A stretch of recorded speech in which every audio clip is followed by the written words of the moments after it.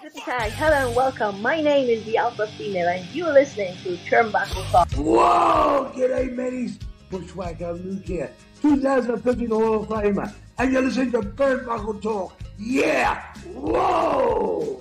This is pro wrestling's only modern-day Viking Gunner, and you're on Turnbuckle Talk. Hey, this is Nick Magnus Aldis, and you're listening to Turnbuckle Talk. Hi, this is Leva Blue Pants Bates, and you are listening to Turnbuckle Talk. Hey, this is Jeff Jarrett, the king of the mountain and founder of Global Force Wrestling, and you're listening to Turnbuckle Talk. Hey, fellas, you guys have a great day, and this is only because I'm talking to Canadians. It is actually spitting snow in Tennessee. See? Oh my God! That's a great. We've had 70-degree weather here. We really had a warm December, and I get on the phone with damn Canadians and we're spitting snow. So. As the saying goes, it's better late than never. My name is Karl Karufel, joined alongside Chris Best, and this is Turnbuckle Talk, episode number 330, entitled When Fans Attack. We got lots to cover and go over today, but first, I want to find out, Chris, how are you doing, my friend? Doing pretty good. You were testing my patience there, and I'm actually a very patient guy, as you know. So just sat here drinking my non-sponsored Dr. Pepper and eating some all-dressed chips while I waited for you. Give everybody a little insight as to why the delay.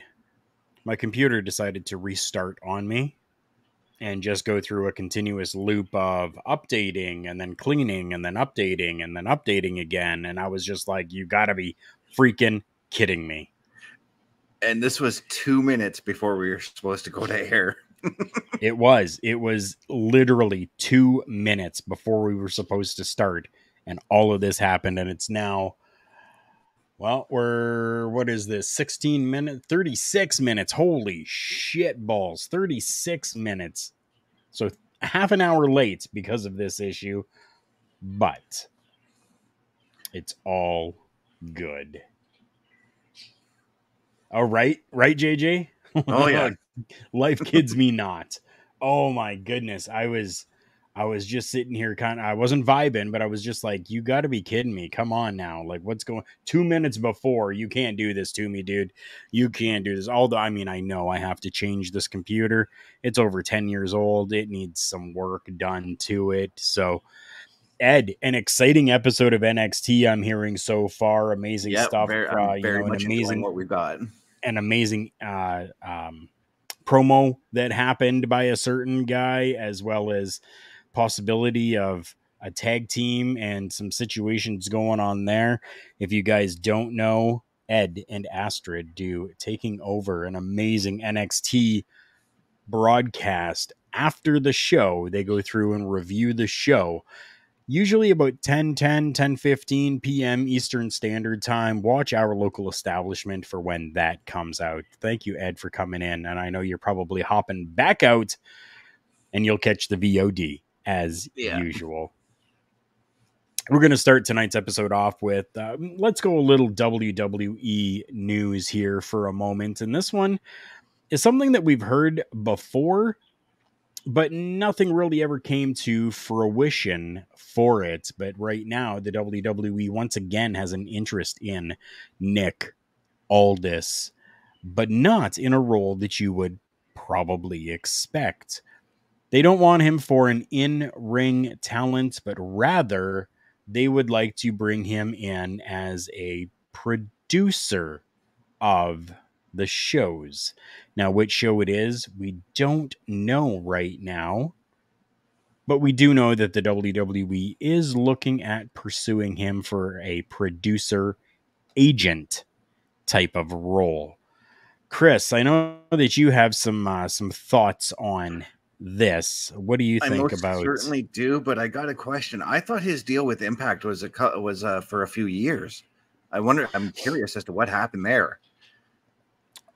Apparently not. I don't think that it was a very short run that was supposed to be there. Yes, JJ is correct. The latest guests, not just guests, on a moment with Joshua Joseph. Make sure that you're looking at that and checking that out. It's the dark shows, he says. But no, I'm excited to see what Nick Aldis can bring as a producer. He does have a mind for the business. I do want to see him in the ring at the same time, though. I'm the same. I really do. I want to see Nick Aldis inside that ring. That's I've always been a fan of Nick. As you heard in the introduction there, I've interviewed Nick Aldis back when him and Mickey just had their child. The baby was still very, very small, but we were able to interview Nick Aldis, me and Big Joe back then. And it was absolutely fantastic. I loved every minute of it. Nick was so good with the interview and so good with everything, especially just having essentially a brand new baby at home.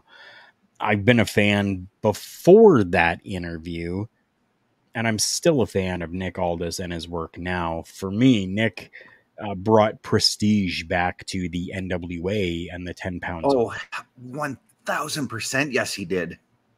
Right? He made me so interested in NWA, and I have not been interested in NWA's product since the partnership with TNA dissolved. Exactly. I don't know what more I can say about that except exactly. That's something that a lot of people have, taken a look at and just how good he has been to not only work with companies, but to bring an aura, an era, and whatever of prestige back to professional wrestling. You know what I really want to see him do if he comes back in the ring? I want to see him and Gunther. I really do. I would love that. Him and Gunther or him and Seth. I would love to see. Yeah, JJ's right. Speculations again. I love it. JJ's right. Nick is too good for just a producing member. Oh yeah. Right. I mean, we did this at the Rumble when he was leaving NWA, and he was keeping his cards close to his chest as to where he was going to go. We all thought he was going to show up at the Royal Rumble. We did. So we do know that the company initially pursued him for his in-ring abilities in early 2023 before he signed a short-term deal with Impact. What's really changed? I don't know. It's kind of just up in the air right now. And I mean, it's unknown at this point whether Aldis would even be interested in taking on that type of a role either. So it's a lot of different play that's in there, right? So what changed with the WWE's mind? And is this something that Nick would even want to do? Does he want to get out of the ring? And there's a strong possibility too that let's say he does come to the WWE, he still becomes an on-air personality in some form or another. We saw that with Adam Pearce. He came on as a producer, and now he's an on-air personality and a producer at the same time. I would love to have Nick Aldis on my TV screen in the WWE. I would. Oh yeah, me too. No matter what capacity it's in. If it's in like an in-ring, or if it's just an on-screen like Adam Pearce does, could you? Oh. He's got such a presence about him that I like. Could you imagine? Okay, Adam Pearce taking care of everything that happens on Raw. Nick Aldis comes in for SmackDown. We're coming close to Survivor Series. It's not that far away. And we see Adam Pearce and Nick Aldis, both captains of a Survivor Series team. Or War Games. War Games too. And we see both of them back in the ring and those two going at it. JJ, explain yourself. For the day. Right? I'm craving for the day Adam Pearce gets back in the ring. Explain yourself, JJ. Is that Adam Pearce just makes you bored with the role that he has now, or were you bored always with his in-ring capacity work? Because I sure as hell was not. Oh, me neither. And I'm not bored with Pierce now because I like what he's doing as the GM kind of thing. He's not necessarily your Eric Bischoff, your Teddy Long, your John Laurinaitis. He's more of Jack Tunney. Right. Report and speculation say right now that Nick Aldis could start a trial run of this role as soon as next month. That's really, really quick. I mean, we're already halfway through. We're over halfway through this month right now. And that gives him plenty of time. That gives plenty of time to promote for Survivor Series if they do turn him into an on-air character. Right? Right? This gives so much time to be able to build whatever they want to if they have him in and on screen. Producer, agent generally doesn't, come out immediately onto television screens. But even let's just take a look at the agent side of things. To have Nick Aldis as an agent going around to these independent promotions and scouting. Who better? Oh, Who freaking better? As I said, the guy's got a mind for the business. He knows talent when he sees it, JJ says he isn't being used to his abilities. Now, if you add exactly what you said, I can see that working. I ask you both, though, when has the WWE stuck with anything outside factions and the bloodline story? As of right now, I would say that you are correct. They have not stuck with anything outside of factions and bloodline story. Well, Trish and Becky. True. But really not much more. Survivor Series is still really considered one of the big 4 PLEs for the WWE. Yeah. So they're going to need to build something for that. And I'm hoping that they do a traditional 5-on-5 of some sort. Yeah, see, that's one thing I've been wondering is for this year's Survivor Series is can they do a War Games and a traditional 5-on-5 maybe on the same show? I don't think that it would be on the same show. I think that we would see NXT with War Games because that seems to be their thing. They really seem to be taking that War Games and making it their own, which I'm perfectly okay with. So that could be the night before. Yeah. And then you get the PLE, right? But I was going to say, being that War Games was a Dusty Rhodes creation, I kind of wouldn't. I can still see it being on the main roster again, but with Cody at the helm, essentially. I mean, I could possibly see that as well. I definitely could. JJ says Trish and Becky are the exception, not the rule. Yeah. I'm sorry to say it, but they are doing Trish and Becky because they don't know how to write for women, in his opinion. I think so. Well, I mean, I wouldn't necessarily go that far to say that they don't know how to write for women. I think that it's a very different style to be able to have to write for women. Right. Yeah. And I mean, they've already set up the next 3 feuds for Rhea. So true. At least I think. Yeah, I would have to say so. I think that they really have.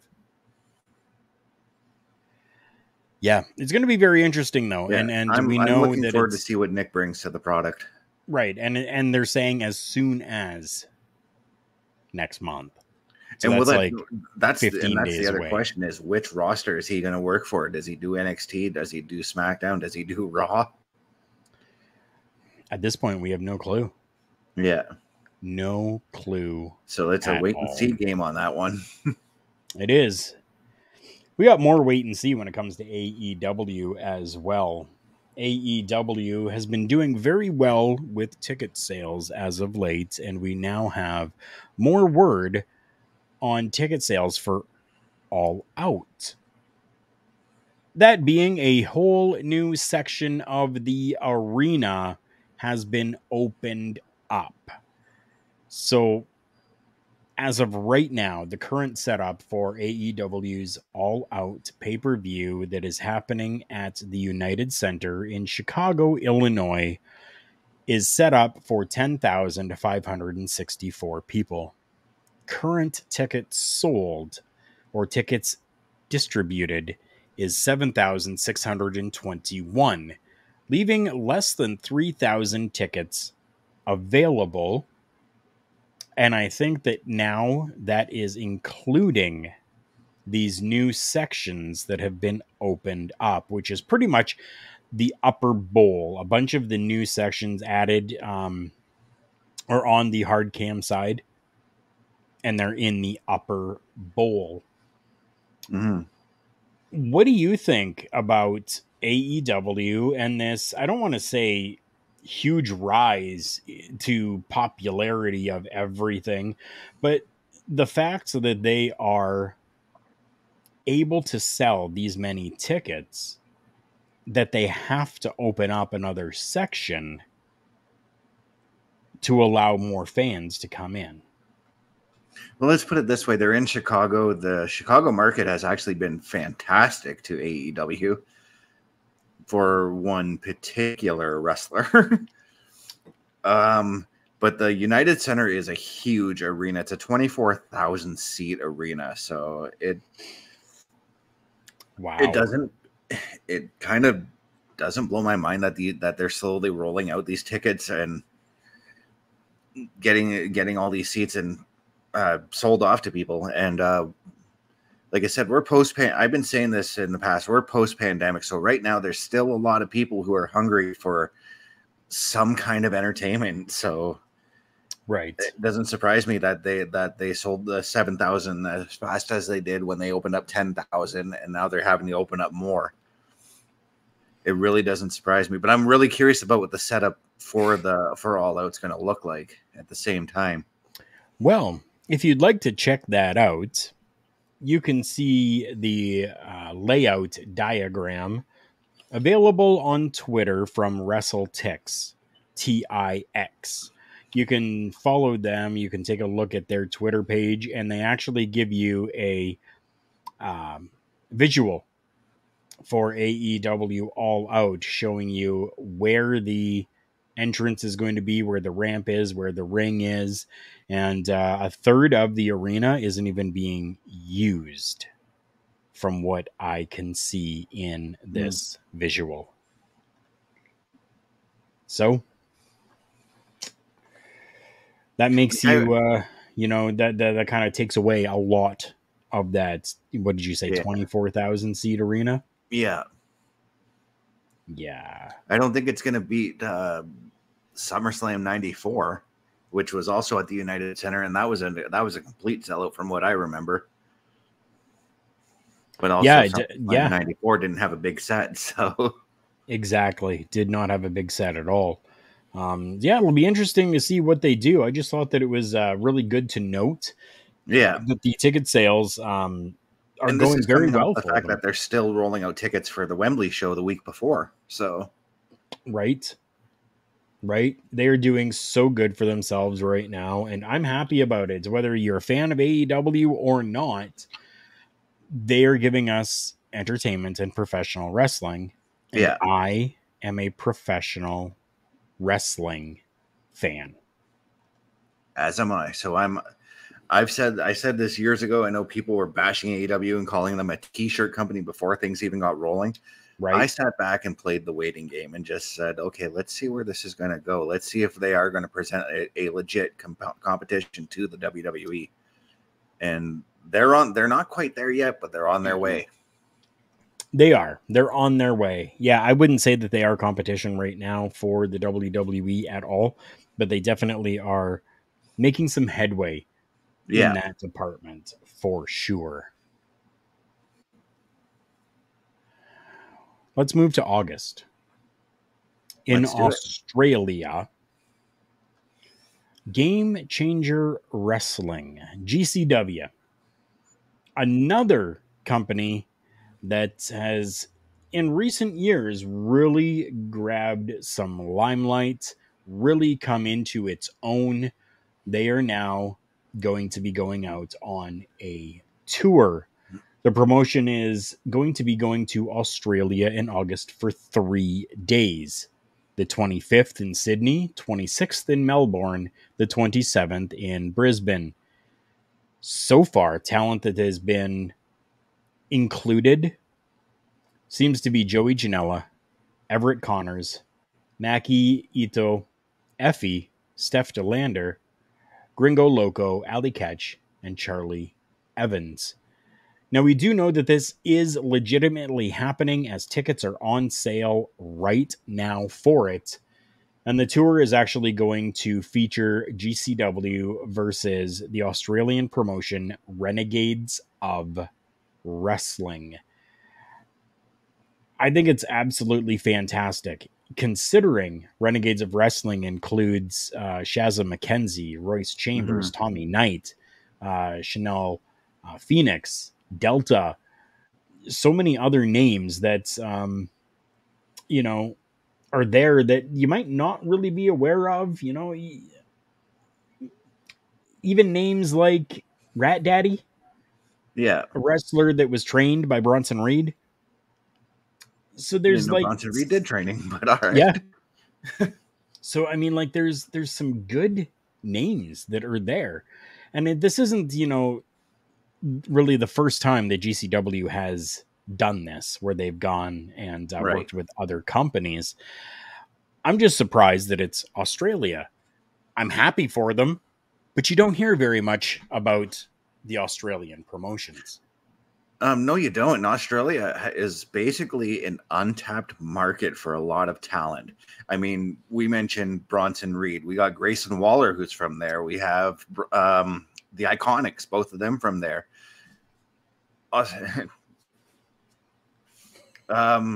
Even when WWE did their show there, I mean, I'm happy to see like Australia finally getting wrestling, Right. And it definitely is about time. Yeah. I mean, everywhere seems to have really their own, like local promotions and stuff like that, right? And it's fantastic. And I mean, even my friend Jazzy Gabert, she's running her own company now over in Germany and Switzerland and that area called Serious Sports Entertainment.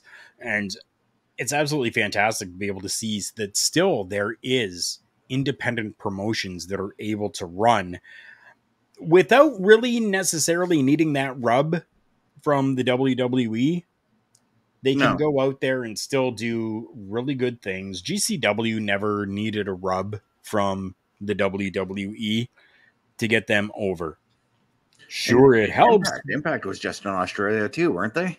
Right? Yeah, they were. I mean, for companies to get over, sure, it helps when you have a former WWE star that comes in, like GCW had Matt Cardona come in, and everybody knows, woo, woo, woo, Matt Cardona.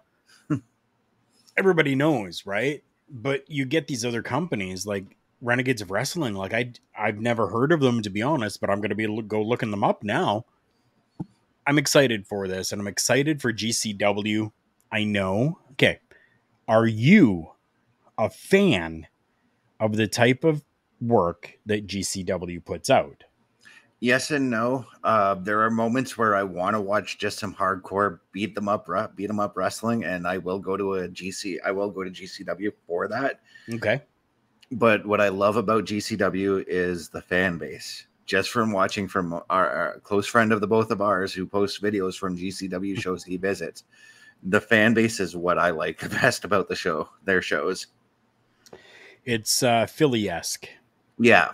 Yeah. Very, very, very much a lot like mid-90s ECW crowd. Yeah. It definitely is good for GCW. I'm happy for them, and I hope that they succeed with this, and I hope that they are able to do really good things to get their name out there a little bit more.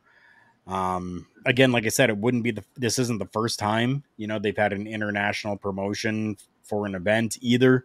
2022, they did an event with Zona 23, a Mexican wrestling promotion.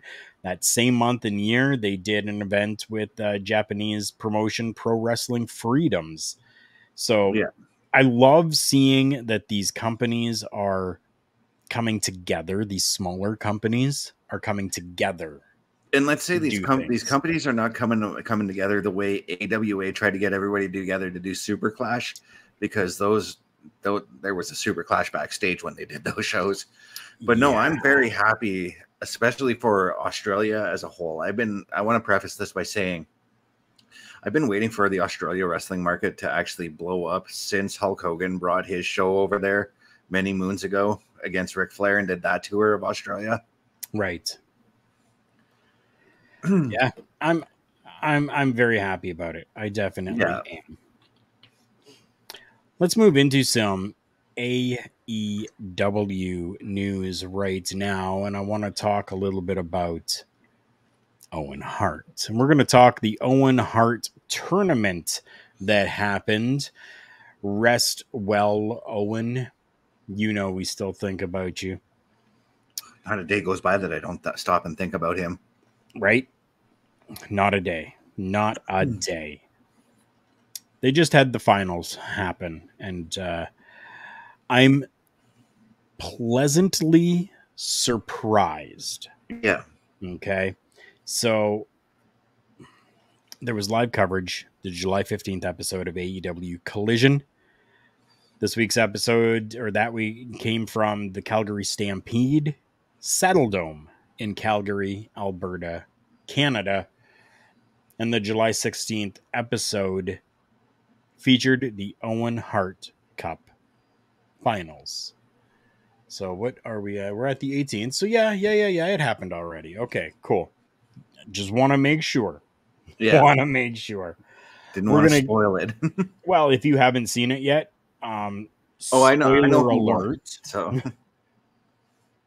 we're going to talk about the women first. So it came down to Willow Nightingale taking on Ruby Soho in the Owen Hart Foundation Women's Cup Tournament Finals. Mm-hmm. The winner, Willow Nightingale. What? That's what I said too. Because I'm a fan of Ruby, always have been, always will be a fan of her.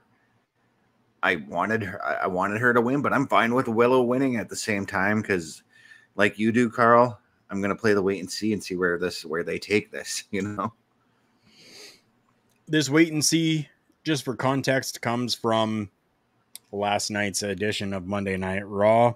Yeah, where Liv Morgan and Raquel lost the tag team championships. I'm not going to be too upset. I'm going to just wait and see. Well, I mean, she did show up later and attack Rhea, so I think she's getting the next title shot. So we will wait and see. I'm very surprised that it was Willow who captured this title reign, I guess you could almost call it. It's I don't know. It's just like I wasn't too familiar with Willow before the tournament. I became familiar with her because of the tournament, but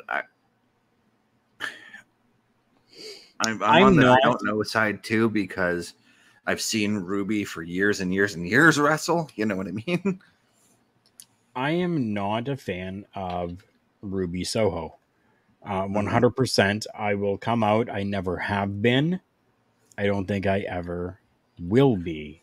And see, I am a fan of her, so. But the rise that she has had going to AEW, going and, becoming part of the faction of the Outcasts.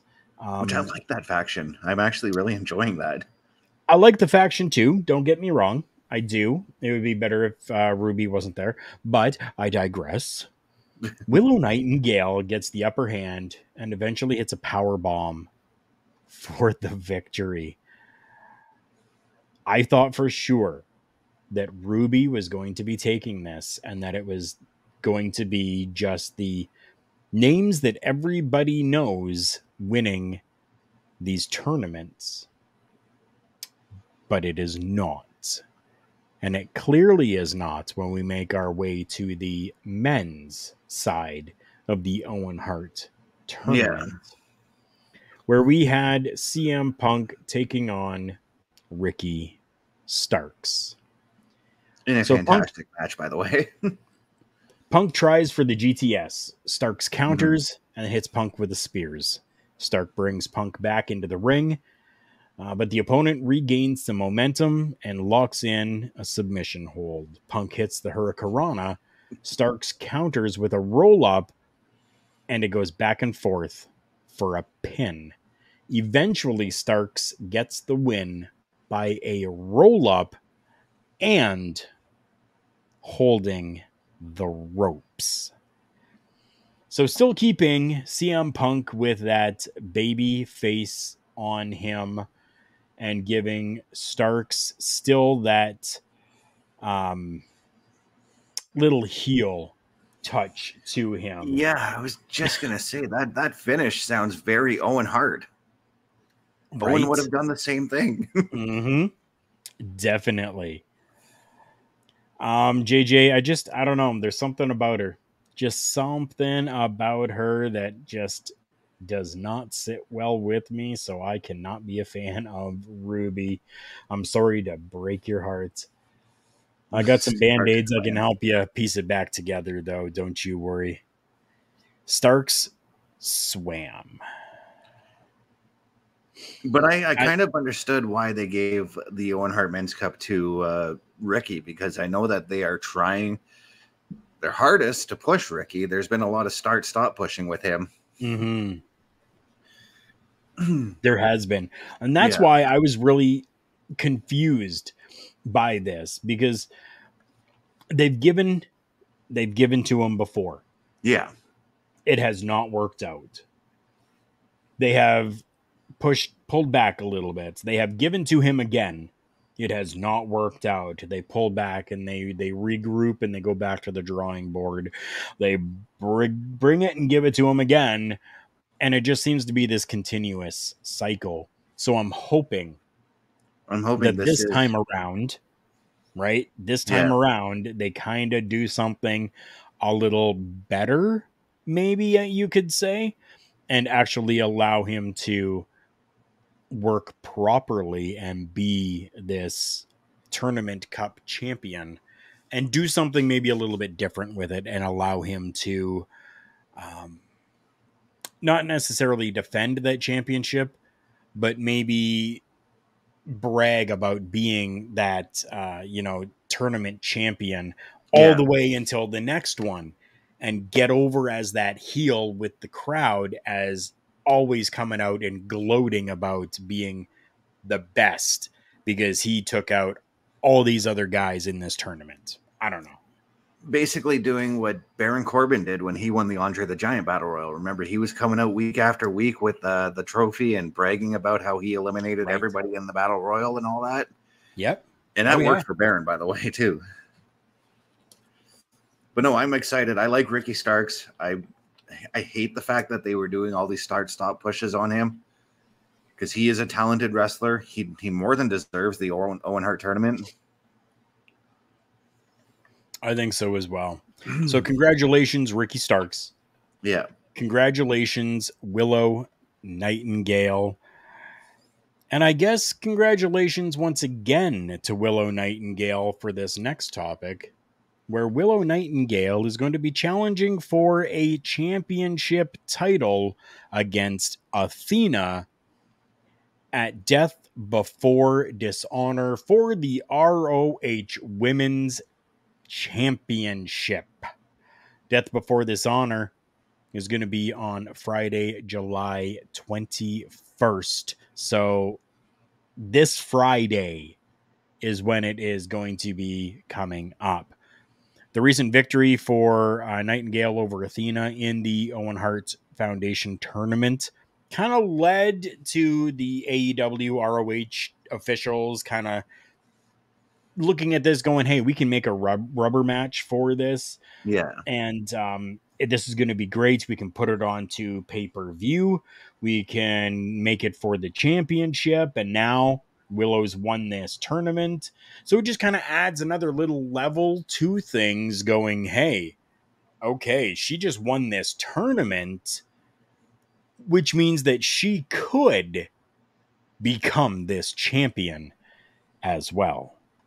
Yeah, because right now she's going in full steam ahead. She's got all the momentum behind her going into this match.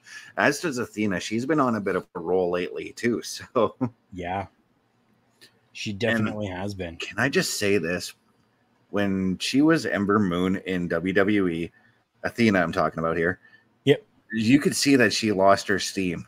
But since coming back to AEW or going to AEW, that steam, that passion that she had is back. Mm-hmm. It definitely is. She is. I think she's able to just kind of be more herself, right? And I love that she when she came back to the Indies, we'll call it. She went back to the name Athena. I watched Athena before she went to the WWE. I always enjoyed her work, and I'm glad that she's gone back to that and is able to do that, is able to work as Athena and give us who she really is as a professional wrestler. And I'm kind of excited to see how she does with Willow, because again, I'm not too familiar with Willow, so I want to see how this match pans out.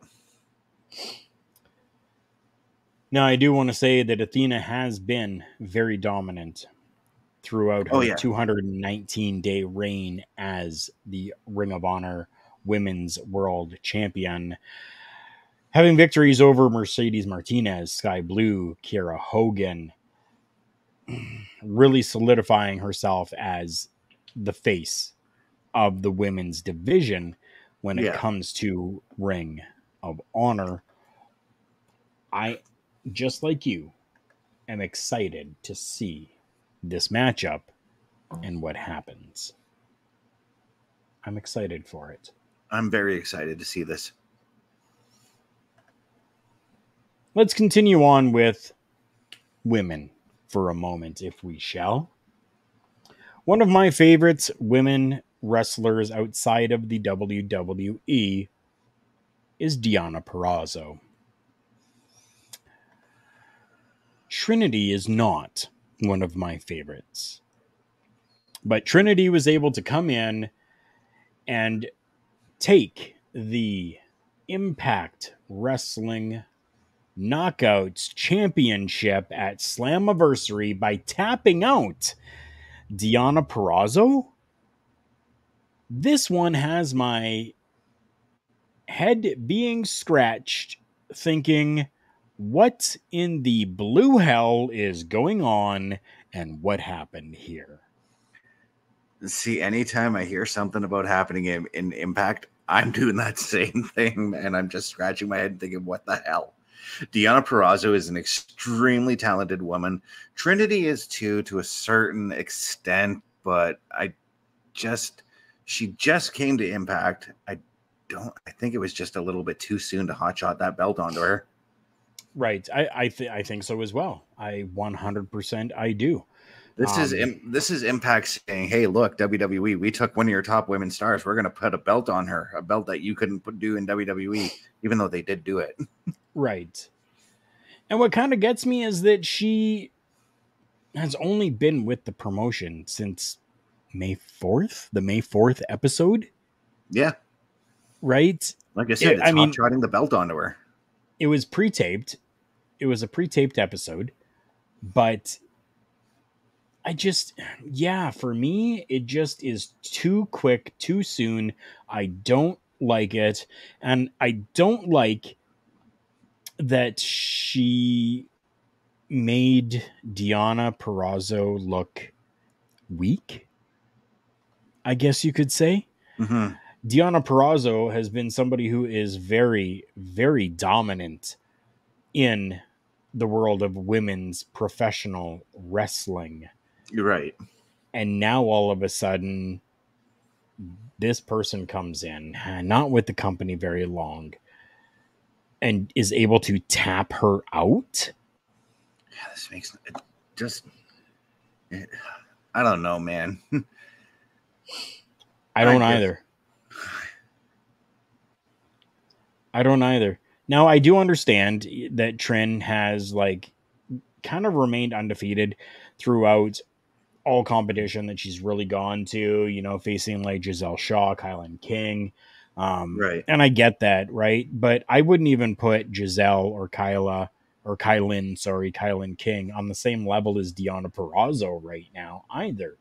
No, I wouldn't So either. those victories over those women, I wouldn't consider that to be anything substantial. Now, had it been something like Trin came in and did something, let's say with IWGP, with New Japan, Right. and maybe got a win over Mercedes, right? The two best friends going at each other, and she got a win over Mercedes. Okay, then I can maybe see that as being something viable, but I don't see that as being something real right now. And that's my only problem with it. That's my only issue with it. Like it'd be like when WCW brought Goldberg in, it'd be like him dominating for 2 months and suddenly, oh, we're going to put the World Heavyweight title on him and not do the slow build to the World Heavyweight title like they did with him. Right. Yeah, for me, it just doesn't make sense. And, but hey, I'm not the one that wrote it. I'm not the booker. I'm not the guy to do it. So you're not that guy, pal. No, I'm not that guy, pal. I'm not. But again, I guess this is where we can take a wait and see. I mean, I kind of want to see Deonna Purrazzo take the belt back from her already, but I do too. And I would love to see it sooner rather than later. Yeah, I totally agree with you. Somebody that we could see potentially sooner rather than later, back on our television screens, is Brian Pillman Jr. Well, at least that's last week kind of what the reports were. Right. As he was spotted at the WWE Performance Center, we've come now to find out that he is reportedly still a free agent and not signed with the WWE right now. Brian Pillman Jr., yes, is no longer with AEW after his contract was allowed to expire. He did show up at the Performance Center, not signed with the WWE despite his trip out there to Orlando. But it is reported that WWE has an immediate interest in Brian Pillman Jr. just after becoming a free agent and deciding to leave AEW. What are your thoughts on Brian Pillman Jr. and possibly being with the WWE? I find it interesting that you're mentioning Brian Pillman Jr. and I've got Chase U on my screen.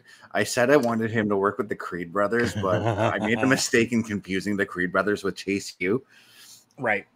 I actually wanted to see Pillman Jr. come in and be a member of Chase U because I feel like it would have worked because he was doing the Varsity Blondes in ECW or AEW, sorry. Yeah, AEW, him and Griff. Because I was thinking of Pillman when he was in ECW, Pillman right. Sr. But no, I think that when he went to the Performance Center, I think he was just going there to put out feelers to see who's interested. And it's, as you had said, WWE is showing some interest, and I want to see Pillman Jr. there. I really do. I do as well. I think he's got something to give to the NXT roster. That's where I would start him. Okay. Definitely. I think that would be a really good idea. Why not? And to pair him off with Chase U, I mean, for some reason in my head, that works. It works for me too. It definitely does. He can even be brought in as, keep him as Brian Pillman Jr. Let him come in as that. Oh yeah, don't take that name away from him because everybody already will know who he is. Mm-hmm. And he can be that, what would you call it? That veteran for Chase U, which could be a great way to be able to get Chase U back up into some larger standing, more than they are right now, because they are a great faction as it is right now. But this could be I'm enjoying everything they do. Solidify it. Yeah, me too. I definitely am.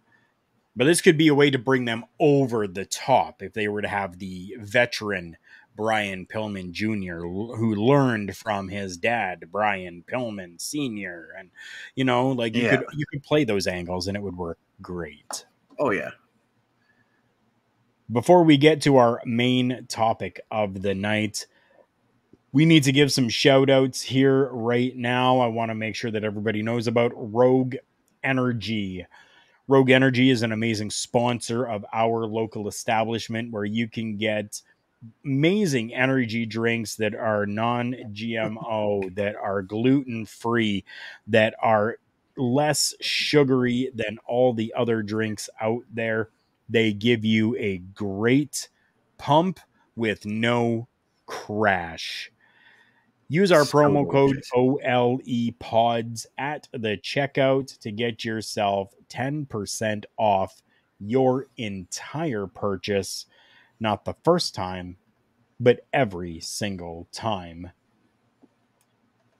A sponsor of Turnbuckle Talk is and always will be Collar and Elbow brand, founded by Al Snow. Go and check out collarandelbowbrand.com. And today, happy birthday, Al Snow. I was going to say that. Thank you, boss, for everything that you do with us here at Turnbuckle Talk. We are the first sponsored podcast from Collar and Elbow brand, and we are still proud to say that we are part of them.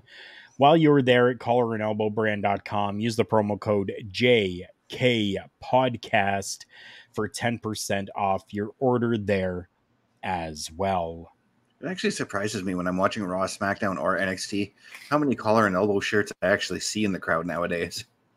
There is a lot of them. It's good company. I still have the original shirts that I was given back in 2018.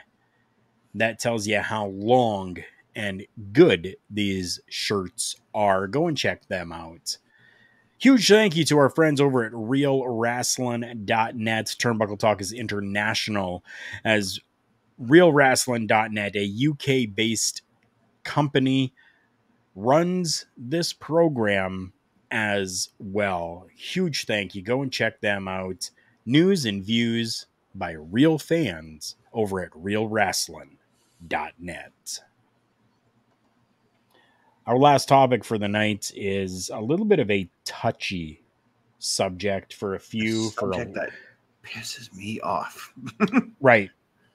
It's touchy for a lot of people. And yes, we're going to be talking about AAA's Triple Mania 31 Tijuana.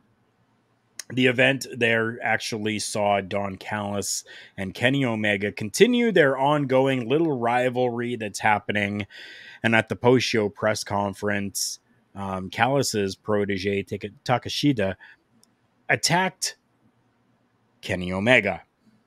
Right. Now, Callis was actually there at the time, and one fan saw that as an opportunity to make a name for themselves, maybe to get their 15 minutes of fame in what was being reported as not being a work, but actually being a shoot. We had this fan take out Don Callis and legitimately injure his neck and his ankle, subsequently resulting in him needing to go to a hospital in San Diego for medical attention. As of right now, I don't have very much more information on that. None of his representatives have really provided an update that I'm aware of, and no details were actually shared about the attacker and what happened to the attacker afterwards. I don't know, so I can't answer that. But I want to get your take on this bullshit that happens within professional wrestling where fans decide to take things into their own hands. Okay, so I'll be the first to admit that I'm not the biggest fan of Don Callis, but I still respect what he's done in the wrestling business. And for anybody to jump out and attack a man of his legendary status, you are a piece of fucking shit. I've said it about Bret Hart. Remember when Bret got jumped during the Hart Foundation induction? I said that guy was a piece of shit. The guy who jumped in and attacked Eddie and RVD in that ladder match, he's a piece of shit. The drunk guy who jumped on the limo at SummerSlam 04, he's a piece of shit too. But that was funny, by the way. It was. It was. But no, anytime you get a fan gets involved and tries to attack the wrestler, even the one that I think it was in Africa, the one that tried to low blow Randy Orton, he's a piece of shit too. You deserve to get your ass whipped if you get in that ring. You are just asking for it. And this is something that has happened throughout the years, throughout the ages of professional wrestling, where you would have fans trying to legitimately murder professional wrestlers. Roddy Piper talks a lot about that. Ric Flair as well. Really talk about times where fans legitimately wanted to hurt them. But today's day and age, where you can hire a security company, how is this even happening is my question. Because if we had Omega and Takeshita, scuffling, against each other at a press conference, why would all of the security go and run up to break this up and not really watch anything else that's going on unless they weren't actual security? I don't know. That I work in the security field. Because it was with AAA. AAA does have sketchy people in some cases, Yeah, I don't know. It's just, it confuses me as to why there was not even 2 security personnel off to the side that could thwart that. Yet at the same time, again, I'm going back to an Andre the Giant Battle Royal. When Rob Gronkowski jumped the crowd, security immediately attacks him, and he's part of the show. Right? Right? But I don't know. It just pisses me off when I see fans ruin it for other people, And I think, that's exactly it. Ruins it for other people. Because, you're going to have this superstar, this performer who's now really pissed off at this person and really having that pent up anger of, why didn't this happen? How could this have been avoided? Why wasn't it avoided? How could this person have even gotten to me? I'm glad that things were taken care of, but I'm still really pissed off right now. And then at these bigger events, they usually have like, hey, meet so-and-so superstar. After the show, autograph sessions, pictures, whatever, all of this Controlled other BS. Environment. And now you're going to be walking into, let's just say, a Randy Orton who has been known to maybe sometimes have a hothead and a little bit of a possible temper. But now we're going to have this pissed off star that still needs to interact with the fans, and it's not going to be a pleasant experience. So yeah, you just ruined it for all those other people over your simple stupidity. In my head right now, I'm replaying when that fan attacked Bret, and in my head, I'm seeing when David Smith just beat the piss out of that guy. Right. And it's the camaraderie that is there, like 100%. If anybody sees this shit in the back, they're immediately out there. They're helping the situation, taking care of it. But it shouldn't have to come to that point. And fans, play it in fucking video games, okay? I just broke my own rule. I don't say the F word on this show, but play it in the effing video games. You want to attack a Don Callis, then create Don Callis and create a wrestler. He's bald right now as it is anyway, so it would be super easy and simple for you to create a Don Callis and beat the crap out of them in a video game, as opposed to trying to get your 15 minutes of fame and pissing off everyone else. Yep. Stupid. Wow. In the words of Randy Orton, stupid, stupid, stupid. It definitely is. I can't believe it. But it happens. It definitely does happen. And I got to say that, again, the fan who jumped the limo or at SummerSlam 04, what balls did he have to do that just in between JBL and The Undertaker? Right? Two people who would knock the fucking piss out of you.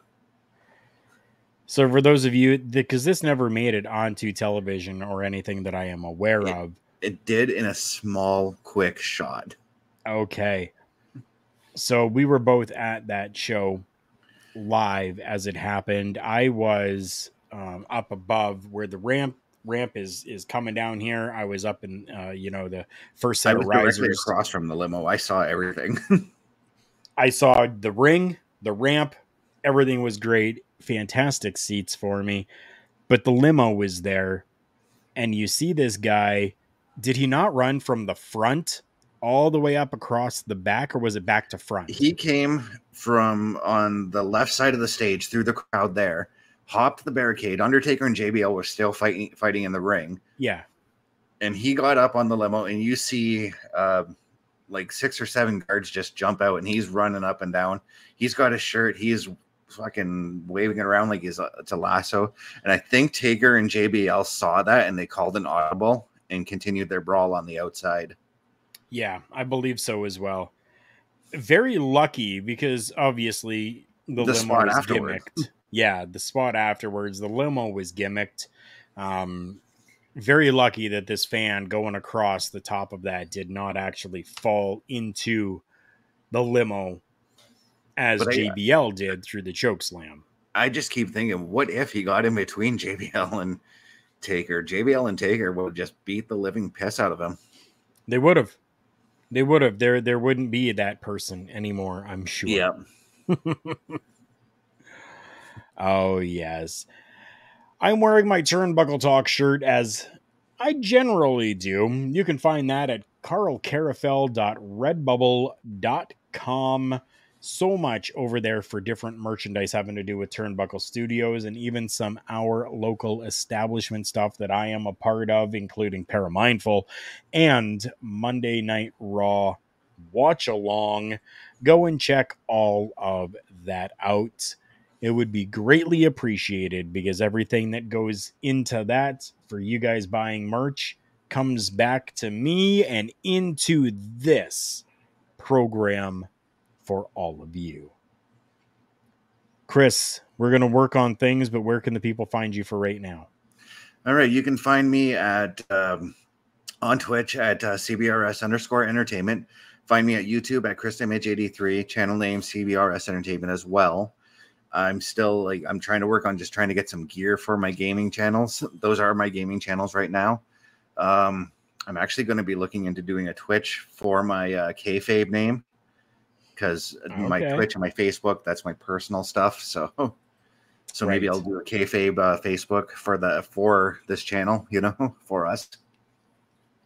Perfect. Sounds good. For myself, the easiest place that you can find me is at my Linktree, linktr.ee/Karl Karufel. Once again, that is linktr.ee/KarlKarufel.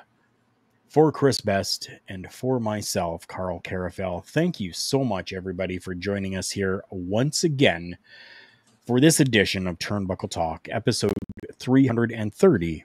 When fans attack. Remember, everyone, the world's a scary place. Take care of each other.